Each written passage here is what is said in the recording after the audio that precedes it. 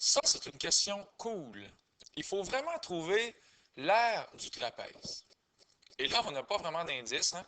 On a y est égal à moins 1 tiers x plus 9. Y égale à moins 1 tiers x plus ceci. Ah, ça, c'est intéressant. Un taux de variation négatif. Bon, ben, s'il y a un taux de variation négatif, ça ne peut pas être ce segment-là. En fait, lui, c'est le seul taux de variation qui monte, qui est positif. C'est le seul avec 3. Les autres, ça descend, ça descend, ça descend. Qu'est-ce qui descend plus vite? C'est le moins 9 septième. C'est beaucoup plus grand que 1 tiers. Donc, celle-là ici, c'est celle-là qui descend le plus vite. Un taux de variation de moins 9 septième. C'est environ moins 1,28 en passant. Donc, moins 9 septième x plus 263 septième. Ne paniquez pas! Il va se passer quelque chose de merveilleux. Même si c'est des nombres, pardon, même si ce n'est pas des très beaux nombres, je crois que tous les points vont donner des points entiers. Un indice aussi que les deux segments restants, ce sont bien ces deux-là. Je ne sais pas si vous remarquez, mais le taux de variation est le même. Et bientôt, on va voir que quand on a le même taux de variation, c'est parce que les droites sont parallèles, ou les segments sont parallèles. OK? Ici, on a une ordonnée à l'origine de 9, et ici, on a une ordonnée à l'origine d'à peu près 22, 23. Donc, elle qui est ici, elle a une plus grosse ordonnée à l'origine que celle-là qui est ici. Alors, je ne sais pas si vous comprenez, là. L'ordonnée à l'origine, elle, est plus grande que l'ordonnée à l'origine, elle. Alors, le 9, c'est lui. Puis le 67 tiers, c'est lui. OK, bon. C'est toute une introduction, mais c'est important de savoir quel segment est lequel. Hein? Bon, on fait le mélange. Alors là, ce qu'on va faire, c'est des systèmes d'équations à la planche et on a vraiment ici la comparaison à chaque fois parce que c'est y égale et y égale. Et là, j'aimerais que vous soyez intelligent dans ce que vous faites. Si je cherche le point A il est ici. Et le point A, c'est y est égal à moins 1 tiers x plus 9. Tiens, je vais l'écrire encore ici. Y est égal à moins 1 tiers x plus 9. Avec y est égal à 3x moins 1. Tiens, alors on va résoudre ça. Y est égal à 3x moins 1. Alors, on fait la comparaison, ce qui va faire moins 1 tiers x plus 9 égale 3x moins 1. Tout de suite, je vous invite à multiplier par 3 fois 3 fois 3. Ce n'est pas la seule façon, mais c'est une excellente façon pour se débarrasser des fractions. Ça va faire moins x plus 27 égale 9x moins 3. Ce qui va donc donner 10x égale 30, x égale 3. Et si x égale 3, bien, y va donner 8. OK? Donc, vraiment, ici, là, ça vaut la peine de prendre son temps. Moi, j'efface ça. Point A, c'est réglé. Et j'écris 3, 8. Je vous ai dit que c'était un problème qui était long. J'aurais peut-être dû vous le dire. B. On va rajouter ici moins 1 tiers x. X, voilà. Plus 67 tiers. Alors, excusez-moi, pour trouver le point B, on va faire la comparaison avec ces deux équations-là. Alors, 3y moins 1, 3x moins 1, pardon, est égal à moins 1 tiers x plus 67 tiers. Encore une fois, je vous invite à multiplier par 3 fois 3 fois 3 fois 3. Écrivez-le à votre prof. Ça va l'aider à vous aimer et à vous donner des points. Ce qui va faire 9x moins 3 est égal à moins x plus 67. Parce que 67 fois 3 divisé par 3, les 3 s'annulent.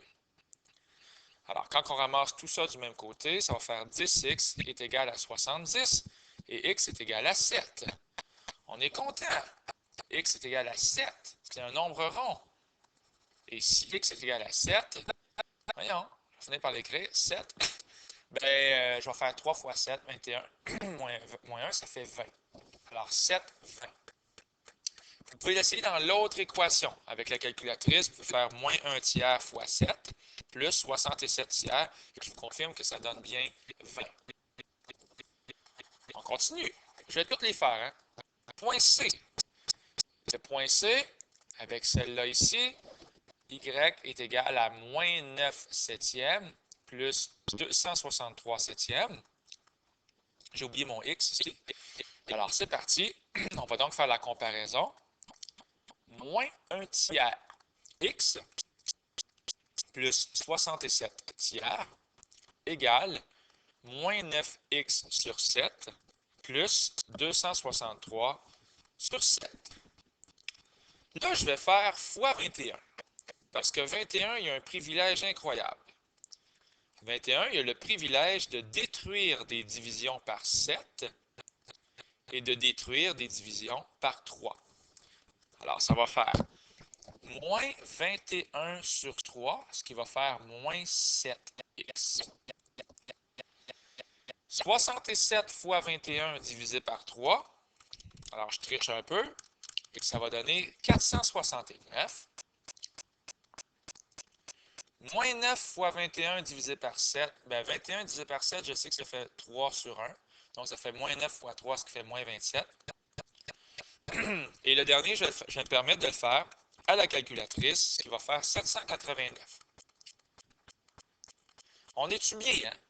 Quand il n'y a plus de fractions.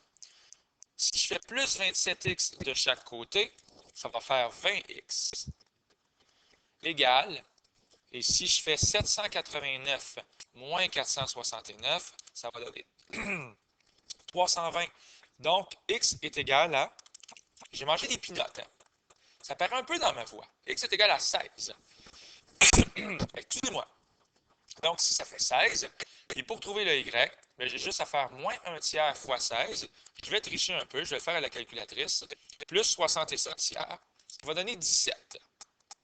Je vous invite à le vérifier dans chacune équation, dans chacune des équations.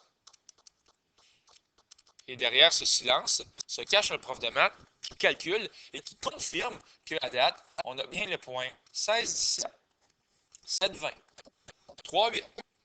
Tout va bien. On efface et on part à la guerre pour trouver le point D. Le point D, finalement, ça va être moins 1 tiers x plus 9, donc ici, est égal à ici, moins 9x sur 7 plus 263 septièmes.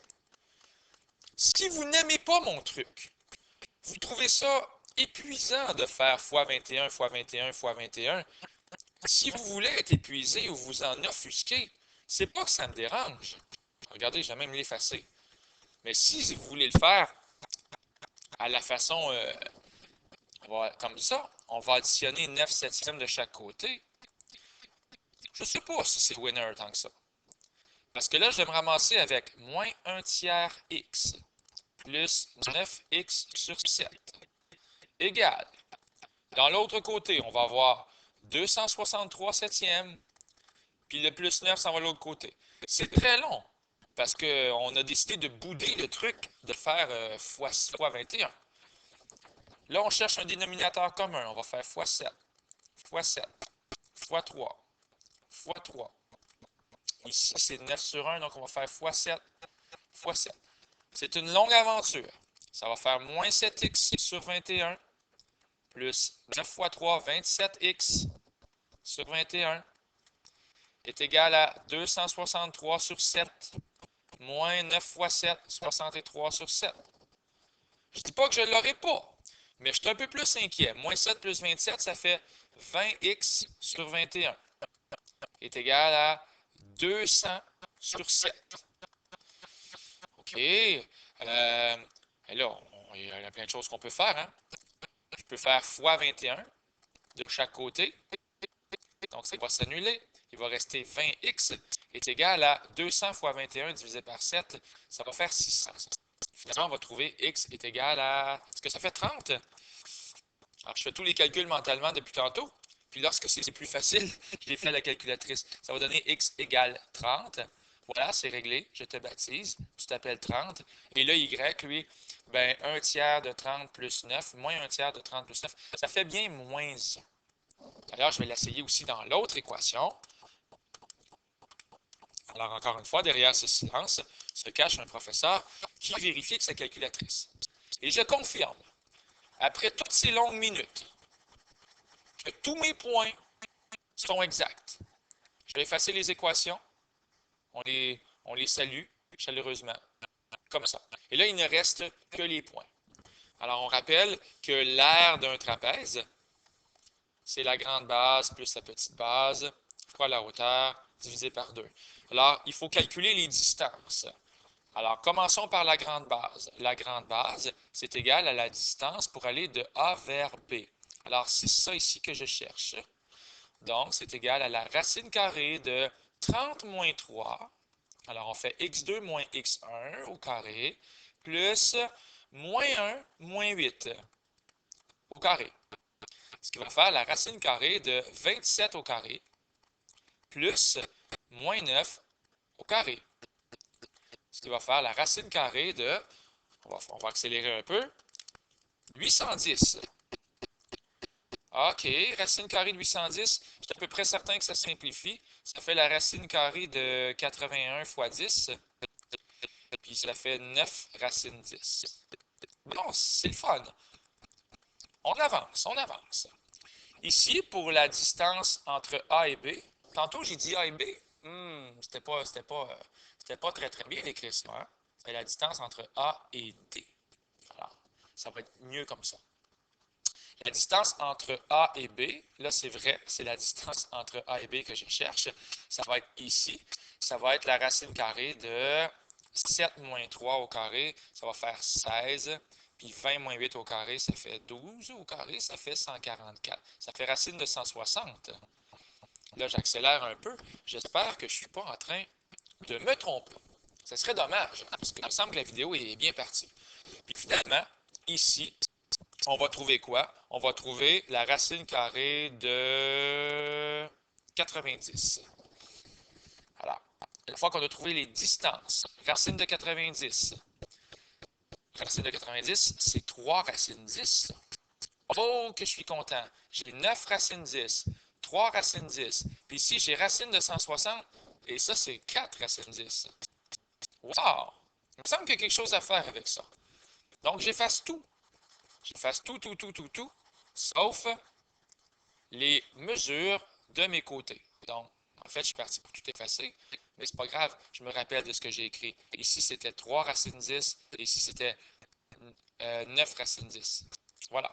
Donc, l'aire, finalement, de ce joli trapèze, grande base, plus petite base, fois la hauteur, divisé par 2. Ça fait 9 racines 10 plus 3 racines 10, ce qui fait 12 racines 10, fois 4 racines 10 sur 2. Quand on multiplie, on peut mettre ça dans l'ordre qu'on veut. Ça fait 12 fois 4 fois racine 10 fois racine 10 sur 2. 12 fois 4, ça fait 48 fois racine 10. Hey, ces deux-là ensemble, racine 10 fois racine 10, ça fait 10. Ça fait 12 fois 4 fois 10, ça fait 480 sur 2, ce qui va donner 240 unités carrées. Je tripe bien raide. Au revoir.